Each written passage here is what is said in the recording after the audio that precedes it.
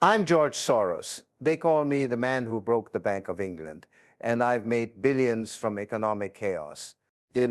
Most people think that the crises are disasters to be avoided. They see economic crashes, currency collapses, political upheavals, and their first instinct is to run, to hide, to protect what they have. But after 7 decades of investing, I've learned something that most people will never understand. Crises are where the greatest fortunes are made. Every $1 billion I've accumulated came not during good times, not during stable markets, not during periods of calm prosperity. Every major fortune I've built came during moments of maximum chaos, maximum fear, maximum uncertainty. When everyone else was panicking, I was positioning. When others were running for the exits, I was walking through the entrance.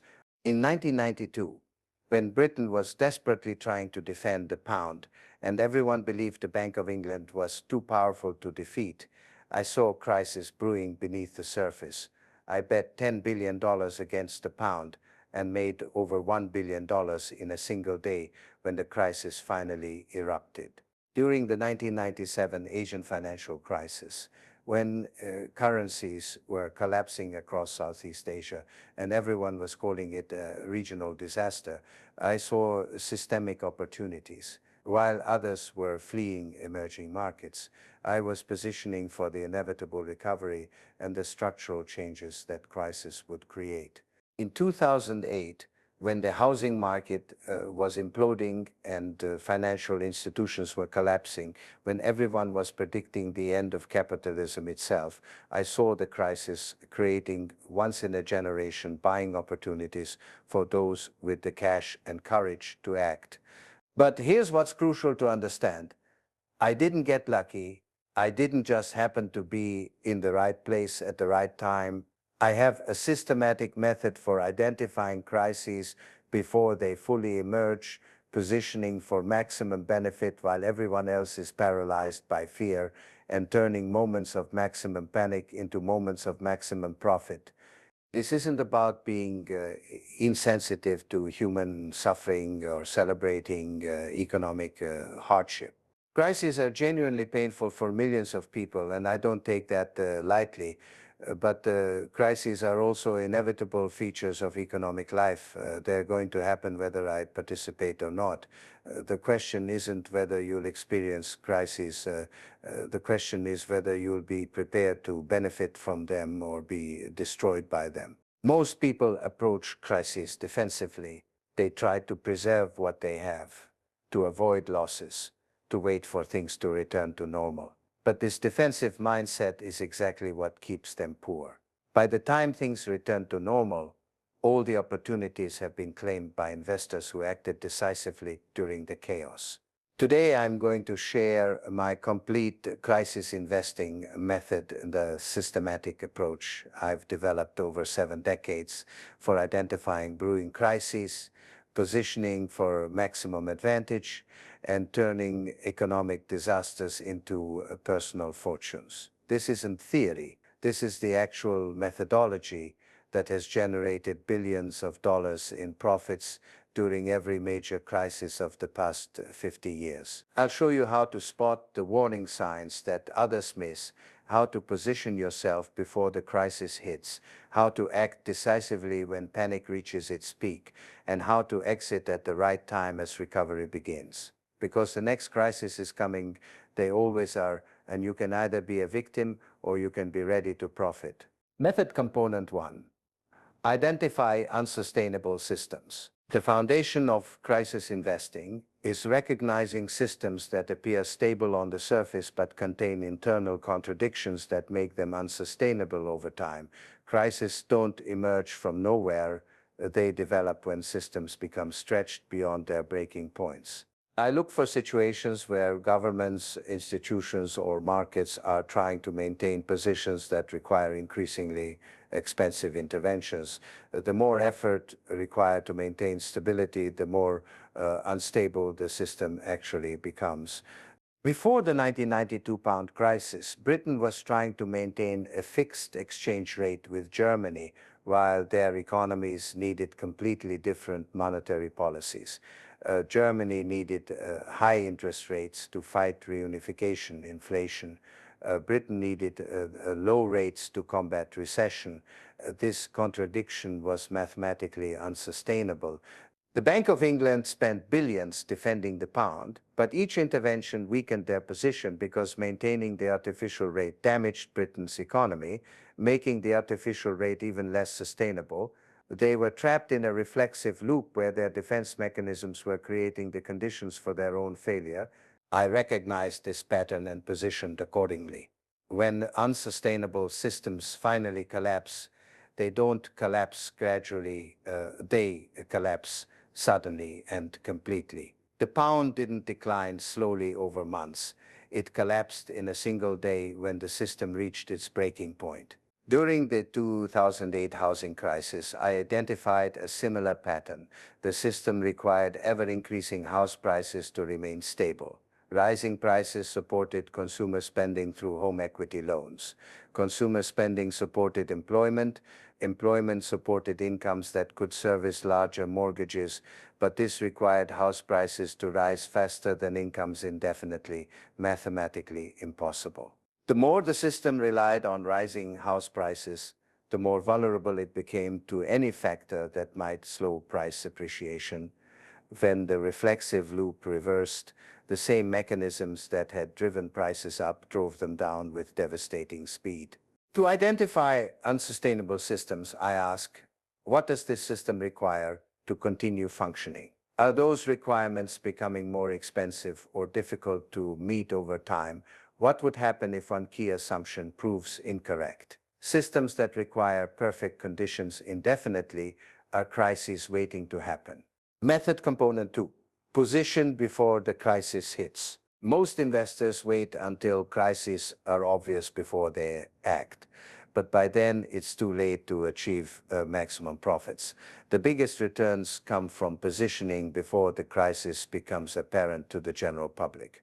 This requires what I call early positioning, minus taking positions based on the systemic analysis rather than current events. When systems are unsustainable, crises are inevitable, but their exact timing is unpredictable. Early positioning allows you to benefit from the full magnitude of the eventual crisis. Before the pound crisis, I began building my short position months before the crisis hit. I didn't know exactly when the Bank of England would be forced to abandon their defense, but I knew their position was unsustainable. Early positioning allowed me to establish a $10 billion position before other investors recognized the opportunity. Early positioning requires patience and conviction. Your positions might move against you initially as the unsustainable system continues operating through artificial means. Other investors might criticize your analysis because the crisis isn't yet apparent. But early positioning is what separates extraordinary profits from ordinary returns. During the housing bubble, I began positioning against mortgages and housing-related investments years before the crisis hit. Many people thought I was early or wrong because house prices continued rising, but early positioning allowed me to benefit from the full collapse rather than just catching the tail end. The key is structuring early positions to survive being early while maximizing benefit when you're proven right. Uh, I use options and derivatives that cost little to maintain but provide enormous upside when systems collapse. This allows me to position early without a significant opportunity cost if timing is imperfect. I also scale into positions gradually rather than establishing full positions immediately. If my analysis is correct, but timing is off, I can add to positions as evidence accumulates. If my analysis is wrong, I can exit positions before losses become significant. Early positioning requires independent thinking and emotional discipline. You're often betting against consensus opinion and conventional wisdom. You must be comfortable being wrong for long periods before being spectacularly right. Method component 3, act decisively during maximum panic. When crises actually hit, most investors become paralyzed by fear and uncertainty. But maximum panic creates maximum opportunity for those prepared to act decisively. This is when the greatest fortunes are made, but only by investors who can think clearly when others are losing their minds. During maximum panic, high quality assets get sold indiscriminately alongside poor quality assets. Investors become focused purely on raising cash and reducing risk, creating enormous price dislocations that bear no relationship to underlying value. The 2008 financial crisis created precisely these conditions. Banks were selling every asset they could find to raise capital. High-quality corporate bonds were trading at yields that implied default probabilities far higher than their actual credit risk. Blue chip stocks were falling 5 to 10% per day despite strong underlying businesses. I recognized that panic selling was creating once-in-a-generation buying opportunities for investors with cash and courage. While others were desperate to sell anything at any price, I was selectively buying high-quality assets at dramatic discounts to their intrinsic value. The key during maximum panic is having predetermined criteria for what constitutes a genuine opportunity versus what represents falling knives that will keep falling. I focus on assets where panic selling has pushed prices far below reasonable estimates of intrinsic value, where the underlying fundamentals remain intact despite market hysteria. I also use panic selling to cover short positions established during the early positioning phase. When systems collapse and panic selling accelerates, I cover shorts that were established during the unsustainable phase, locking in profits before attempting to identify recovery opportunities. Acting decisively during maximum panic requires extensive preparation and emotional discipline. You must have cash available when others are desperate to raise cash. You must have analytical frameworks ready when others are reacting emotionally. And you must have the psychological strength to buy when every instinct tells you to sell. The profits available during maximum panic are extraordinary because you're buying from sellers who have lost the ability to make rational decisions about price and value. Their desperation creates your opportunity, but only if you're prepared to act when acting feels most terrifying. Method component 4, time the recovery systematically. Recovery timing is perhaps the most challenging aspect of crisis investing because recoveries often begin before the fundamental problems that caused the crisis are fully resolved. Markets start recovering when panic ends, not when economic conditions return to normal. I look for specific signals that indicate maximum pessimism has been reached and reflexive selling is beginning to exhaust itself. These include capitulation selling by institutional investors, extreme valuation discrepancies that can't be sustained, and policy responses that begin to address systemic problems. During the 2008 crisis, I watched for signs that financial institutions were stabilizing their balance sheets, that credit markets were beginning to function again, and that the policymakers were implementing comprehensive responses rather than just reacting to daily headlines. Recovery positioning requires different strategies than crisis positioning. During crises, I focus on shorting overvalued assets and systems. During recoveries, I focus on buying undervalued assets with strong recovery potential. The transition between these strategies is critical for maximizing crisis profits. I typically begin covering shorts and establishing long positions when panic selling reaches crescendo levels. This often feels counterintuitive because news flow remains terrible and economic conditions continue deteriorating. But markets anticipate future conditions, not current conditions. The key insight is that recoveries often begin with relief rallies that can generate enormous returns very quickly. If you wait for clear evidence that recovery is underway, you miss the most profitable phase when assets move from crisis valuations to recovery valuations. I also diversify recovery positions across different sectors and geographies because recoveries often occur unevenly.